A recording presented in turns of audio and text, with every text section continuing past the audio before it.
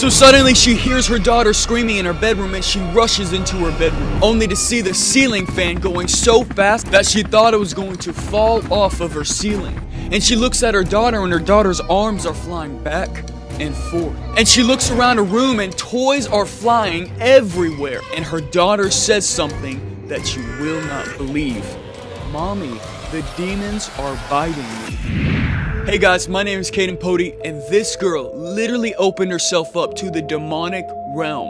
And you may be wondering, what door did she open up to get these demons into her life? How did she get the demons out of her life? You're gonna know if you watch this video till the end. You've gotta understand why she had these demons in her life, why Satan was attacking her every single day, why she had demonic dreams, what was the cause of all of this. And you may be doing these things too and not even realizing that they're opening up doors to the demonic realm. So if you watch this video till the end, you're gonna realize how to keep those doors to the devil shut for good.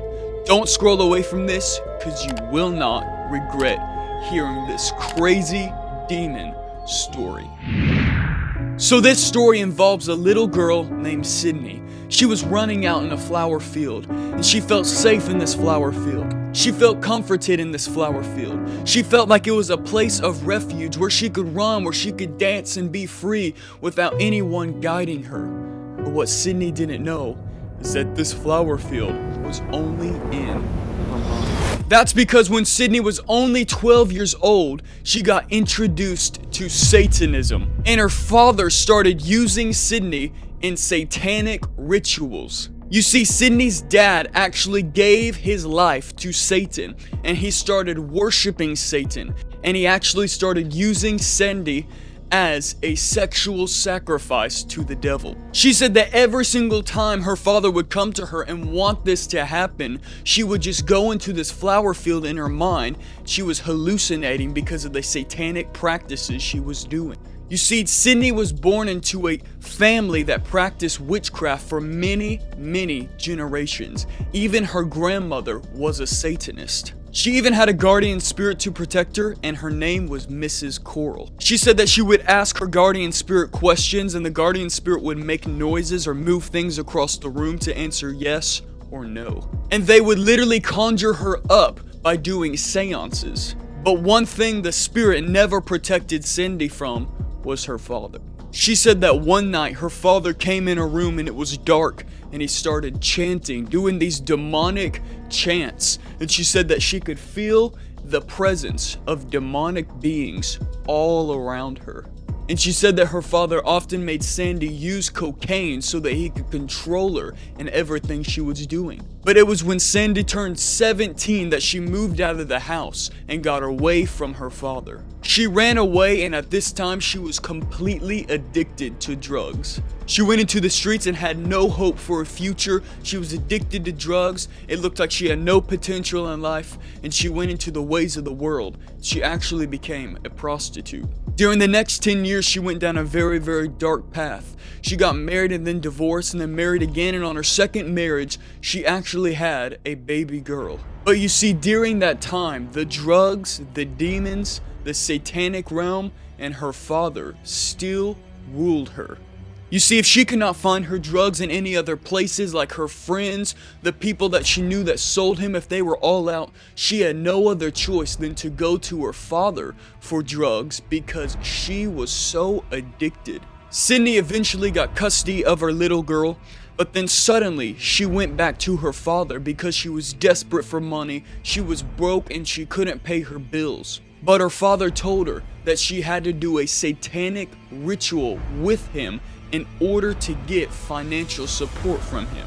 That's when she said she cut ties with their father for good. She said that she got to the point where she couldn't even stand men. She despised them. She hated him. And eventually Sandy and her daughter moved in with their sister.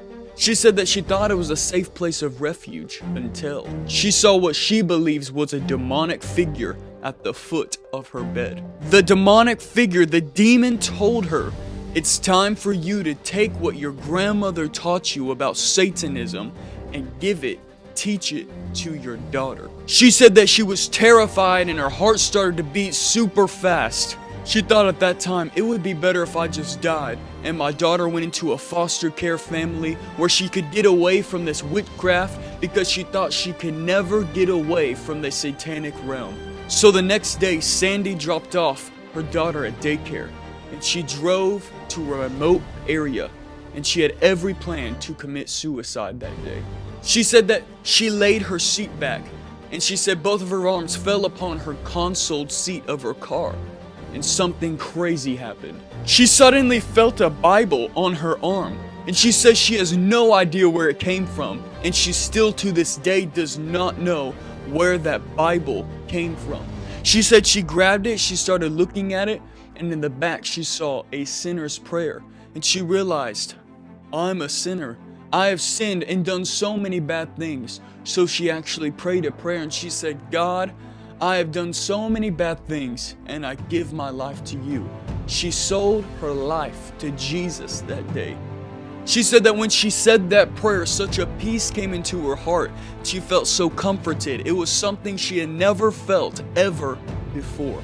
She said that for the first time she realized Jesus is real. She said that at that moment her desire for drugs vanished. But something else crazy happened. And what else happened will probably give you the chills. That night, in the middle of the night, she hears her daughter screaming. So she rushes to her bedroom. And she looks at her daughter in her crib. And her daughter is standing up, swinging her arms back and forth.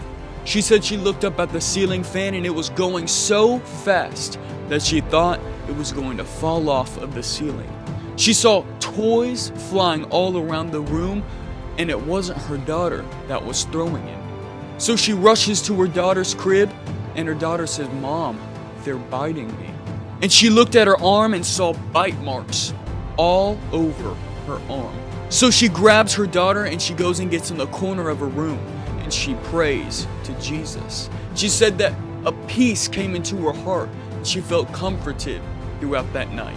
But you see, she kept on saying that she had these demonic activities and these demonic encounters with all of these demons. And it seemed like she could just never get free until one day she got married to a man of God. While being married to this man, he taught Sandy about the blood of Jesus and about how Jesus came so that you could be free from every single sort of oppression, possession, and get free from all of these demons. So she started realizing, I can apply the blood of Jesus. I can use my authority that he gave me. And she got totally free from all these demonic encounters and demonic activities. And all of those demonic encounters left her life. She learned how to close the door, and she kept the door closed from then on. She actually learned about forgiveness as well, and she learned how to forgive her father.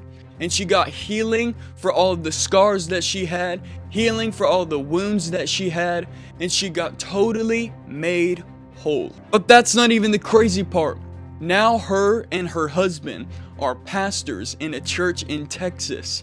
And get this, Sandy's daughter is the worship leader, and they lead people to Jesus. They're telling people about their testimony, and people's lives are getting changed. She says she was so thankful to finally get free from that, but she did not get free until she learned about the blood of Jesus. Which is why I need you to click on the video right here so that you can learn about your authority as a believer and how you can get completely free from any demonic attack, and understand that the devil's not above your head, but he's underneath your feet. If you want to get free and close the door to the devil for good, then I highly suggest you to click on that video and know that you